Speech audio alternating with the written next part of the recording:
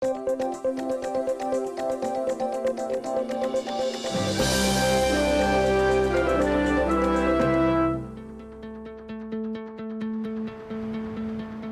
secluded beach hums with activity as Navy Seabees from Amphibious Construction Battalion 2 build an elevated causeway system, or LCAS, at Joint Expeditionary Base Little Creek on the Chesapeake Bay. It's an essential exercise to keep the Seabees ready for duty, whether it's used for combat supply or to provide emergency aid. The LCAS is a mobile pier system from the beach and extend out into the ocean.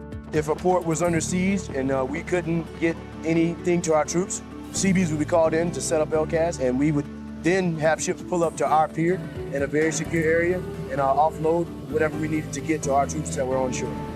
It's an integral asset to haul equipment to support any mission. The LCAS is a complex system erected in difficult conditions.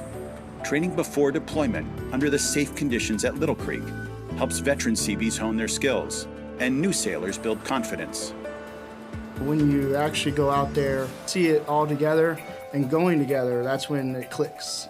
That's when they know, all right, we can do it. Every time the Navy trains in and around the water, they must ensure these activities are conducted in a manner to mitigate their impact on the environment. Observers are scanning the mitigation zone for protected species visible from the surface, including marine mammals and sea turtles. When protected species are sighted within the zone, the Seabees immediately cease all activities until the animals move out of the area, or for 30 minutes after the last sighting of those animals. Certain species are easier to detect than others. So if they see any dolphins within a certain distance, they'll shut the operation down. But the thing about fish is you can't see what the fish are doing. Nearshore Navy training, like the LCAS exercise, provides a unique opportunity for scientists with the Naval Facilities Engineering Command Atlantic to study the possible effects of nearshore construction on fish and shellfish, which are vital to the health of ocean food webs and commercial and recreational fisheries. Pile driving can be very loud underwater, and we're trying to determine if that activity has any implications to the fish. Previously, the Navy studied the possible effects of underwater noise on fish in a contained environment. But this is one of the first studies to gather data on fish that are not contained while being exposed to underwater construction noise. There was a huge gap in the knowledge about fish and their reaction to what we call impulsive sounds, which are like the strike of a hammer. Not all fish hear alike, so that's one of the nice things about this study is because we're looking in the natural environment. Any fish that might be in the water are going to be included in the study. Conditions in typical pile driving locations are subject to weather and tides that make the water too turbid for traditional underwater cameras to capture the behavior of fish.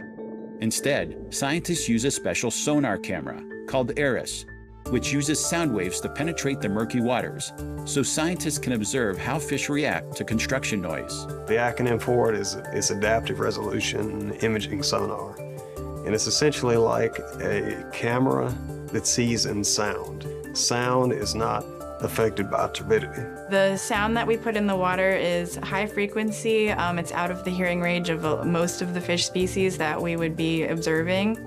It looks kind of like an X-ray or an ultrasound image of the fish, and it travels for very short distances, and so it doesn't impact the fish's behavior. The ARIS camera is placed in the construction zone to record fish behavior before, during, and after pile driving. Later, data are analyzed to determine if and how fish behavior may be affected by construction activities. We do look at different behaviors. If there's a startle behavior, if we suddenly see a lot more aggression between fish, we're looking at if there's an increase in swim speed. You kind of mark where the fish is in the video and how fast it's traveling, the size of the fish. We'll then do an analysis to see if the behaviors are different during periods of pile driving versus when they're not pile driving. Data from this study will inform Navy leadership when reevaluating mitigation measures to protect fish populations in nearshore construction zones.